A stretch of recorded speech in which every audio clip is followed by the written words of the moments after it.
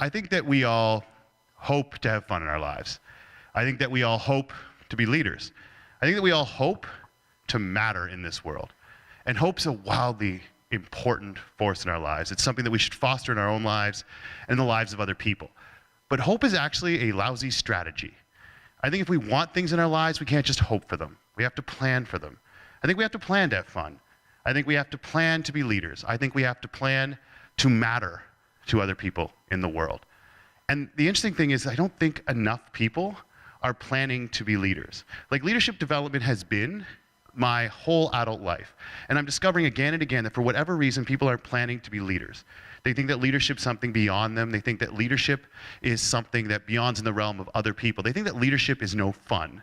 And it's honest, leadership can take commitment, it can take sacrifice, but I honestly believe that planning to be leaders can bring so much happiness and so many moments of real fun in our lives that we really gotta all start to play what I like to call the leadership game. And I think the leadership game begins with one rule. When you don't know what to do in a situation, ask yourself, what would the person who I want to be do in this situation? And then do that. The difficulty is that rule's hard to follow when we don't actually know who it is that we want to be.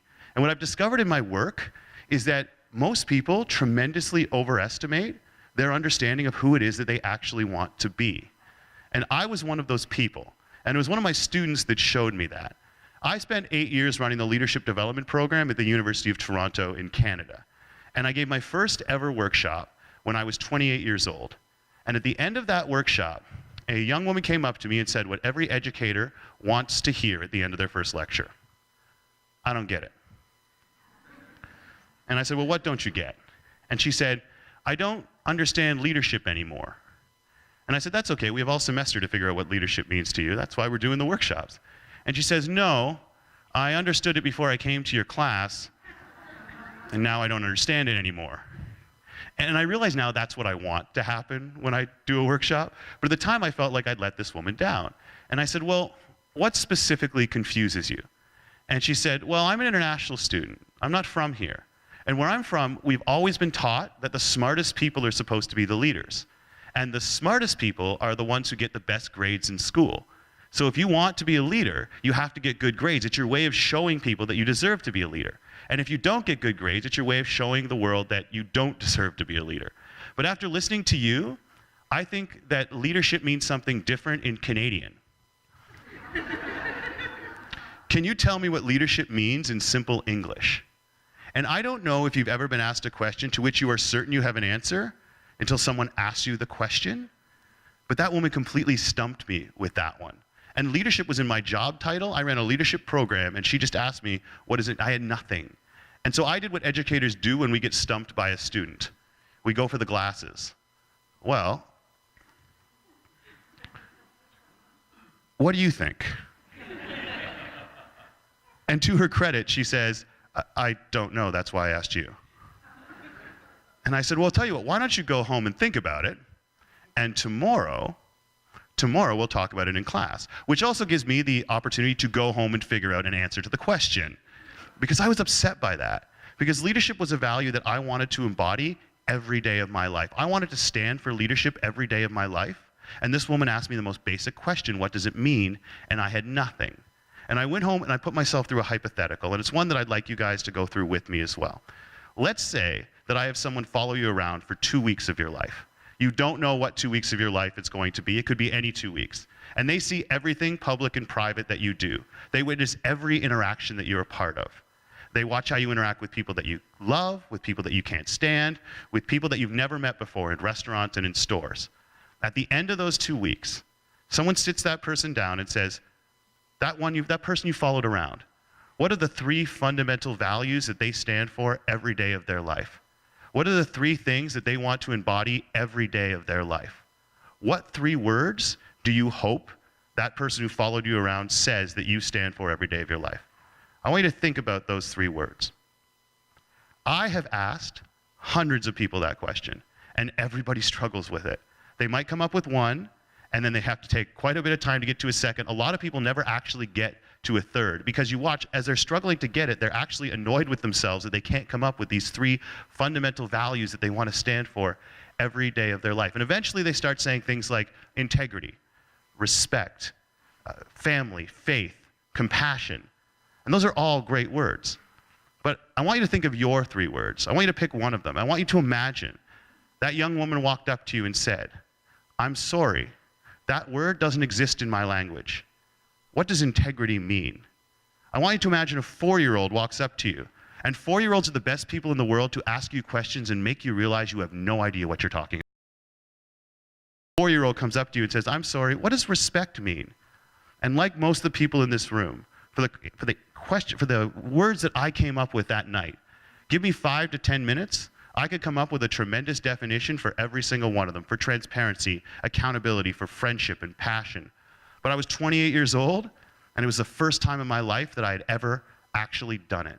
And yet I had spent the better part of 2.5 decades of my life evaluating how I felt about myself as a leader and as a human being based on how well I lived those values. And I had no idea what they actually meant. And it's why I say that one of the first steps we have to take in leadership is we have to define the things that we want to define us. Because if we don't, we're always going to feel unfulfilled somehow. Because let's say that respect is a value that you want to embody every day of your life. You want to stand for respect every day of your life. If you haven't actually defined what respect means, if you haven't turned it into a goal that you know when you hit it, you could be embodying respect every day of your life, and you've never given yourself permission to celebrate that fact. I think that setting goals is basically planning celebrations. And I think that celebrations are fun. And I think that we do it in our financial lives. I think we do it in our careers. I think that leadership means starting to do the same thing for our character as well, to know exactly what it is that you're aiming for every day. I think there's 3 steps that we have to take. One, I think you have to identify your values. And we have to help, especially our kids and the students that we teach, we have to help them do that as well. I love asking it with that hypothetical. What if someone followed you around for 2 weeks? What if a film crew followed you for 2 weeks of your life and then showed it to an audience of 100 people? What words would they say that you stand for? What words do you hope that they say? And then 2, I think we have to define those values. For every single word that you come up with that you want to be a core of who you are, ask yourself, how would I explain this to a 4-year-old? How would I explain this to someone for whom that word does not exist? When you do that, when you list your values and you define what they actually mean, what you do is you create a set of criteria that you can use to make decisions that are consistent with your values every time the opportunity presents itself. You create a list of criteria to which you can pivot every time you have to make a decision in your life. And if you've never done this, my question is, to what have you been pivoting to make decisions your whole life? Like, good leaders do this. Where great leaders separate from good leaders is that good leaders live their values every time the opportunity presents itself. Great leaders create opportunities to live their values. They take deliberate steps every single day to make sure that they're living the values they want to stand for. Let me give you an example of how we did it once. I worked with a group of students once, and we said, we want to put this into practice. We said, step 1, what's our core value? We said, we want to stand for impact. Then we said, all right, how would we explain that to someone? Well, impact, we said, is creating moments that cause people to walk away feeling as if they are better off for having interacted with you. And every day we'd come together at the end of the day, and we'd ask, how did we do that? The problem was, what we were doing is that we were using our value to evaluate behavior that had already happened. We realized what we really wanted to do is we wanted our values to drive our behavior. So we said, let's create a question that if we ask and answer it every day, we know we've lived our core value. And we're going to make sure that we have an expectation of ourselves to answer that question, a personal cultural expectation to answer the question. Because if you think about your day, the list of to-dos that you have in a given day, most of them are obligations that you're trying to fulfill for other people. You got to go to work on time. You got to get that assignment done. You got to pick up the kids or go grocery shopping. We should have obligations to other people, and we should try to fulfill them. But when every obligation you have in a given day is to meet someone else's need or someone else's obligation, ultimately it's hard to feel like you're a leader. It's hard to feel like you're in charge of your own life. And we said, even if 90% of our lives are to meet the obligations we made to other people, we will make obligations to ourselves. And this question will be where we start. And the question that we created, tied directly to our value of impact, is how have I recognized someone else's leadership today? And as soon as we started to make this a personal cultural obligation for ourselves of leadership, creating a culture of leadership in our own lives, things started to change. A few days after we created this question, I went to a grocery store. I went on a Saturday, which is ridiculous. Don't go to grocery stores on a Saturday. It's Cirque du Soleil in there. Every lineup, 25 people. Finally, I got in the shortest one. At the end of the line was the greatest cashier I've ever seen. This woman was a ninja. Everything she threw at the scanner beeped, and she would throw 6 things at the scanner at once. And I remember thinking, that is the best I've ever seen. And as soon as I said it to myself, I thought, what an odd thing that is to say. Because I started to realize that the more people in our society that we think can do a job, the less likely we are to recognize excellence in that job. And if you're an athlete, you're a musician, there are magazines dedicated to the top 50 of all time. If you're the cashier, you're a bartender, you're a waitress, and even worse, if you're a teacher or a nurse, for some reason we think everybody can do it, so why recognize excellence? And I had that question in my head, though. And it changed what I did next. And I said, I'm going to tell this woman she is the greatest cashier that I have ever seen. And I was really excited. But for 20 minutes, I watched everyone be mean to her.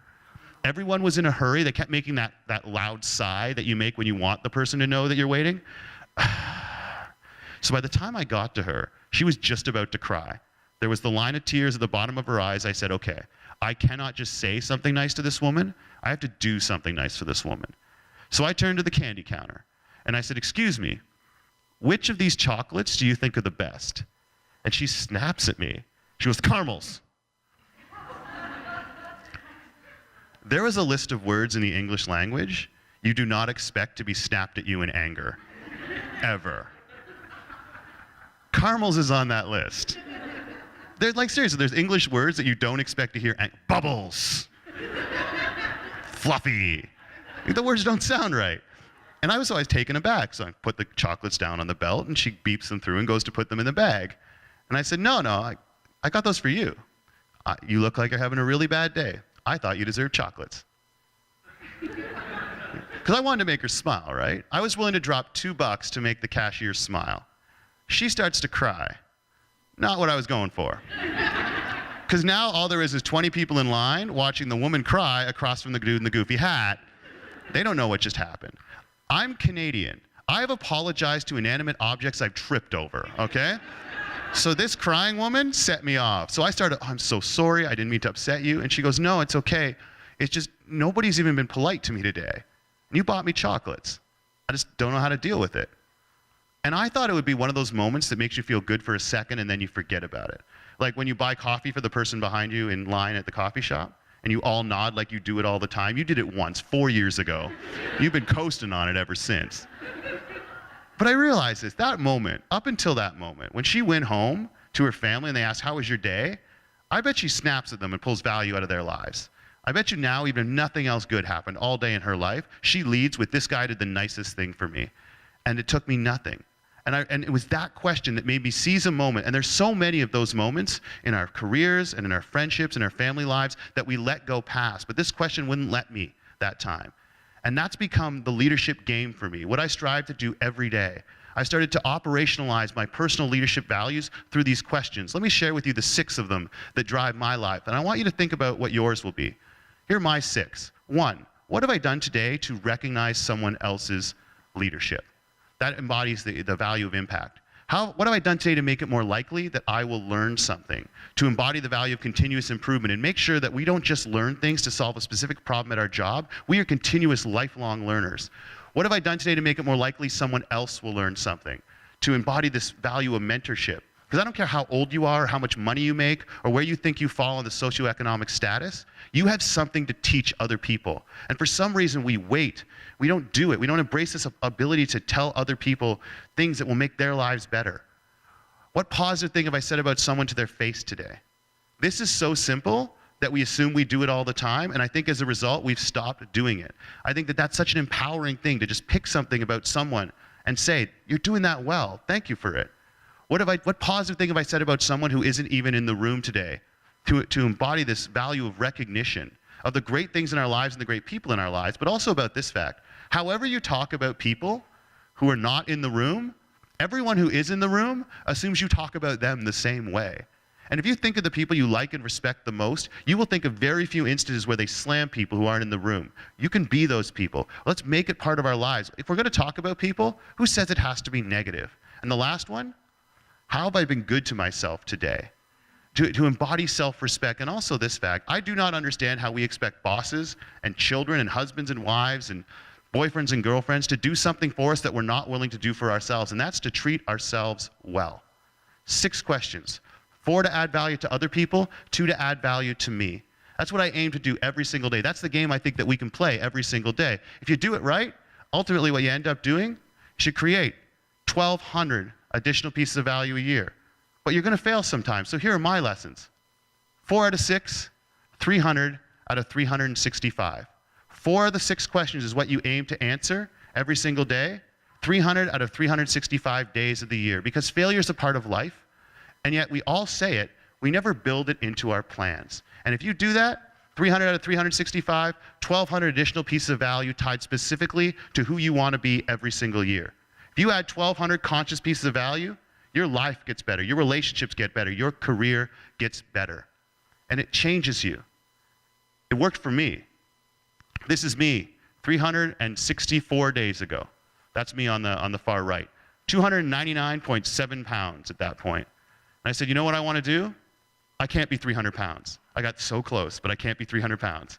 So I said, I want to be 100 pounds lighter a year from today. So I wanted to apply the same idea of what are the questions that we should ask. So I went to an expert and I said, what questions, if I ask and answer them every day, will make me lose 100 pounds in a year? And she came back to me and she said, here they are. Have I eaten less than 1,800 calories today? Have I done 15 more seconds of cardio than I did the day before? And have I done 1 more rep on these 4 specific exercises she gave me? She said, you know what?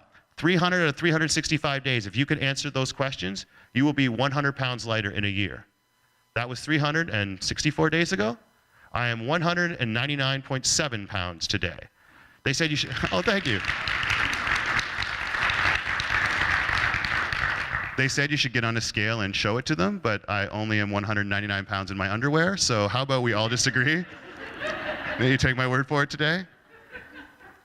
Who you're going to be in a year isn't going to be determined by 5 or 6 extraordinary giant days between now and then.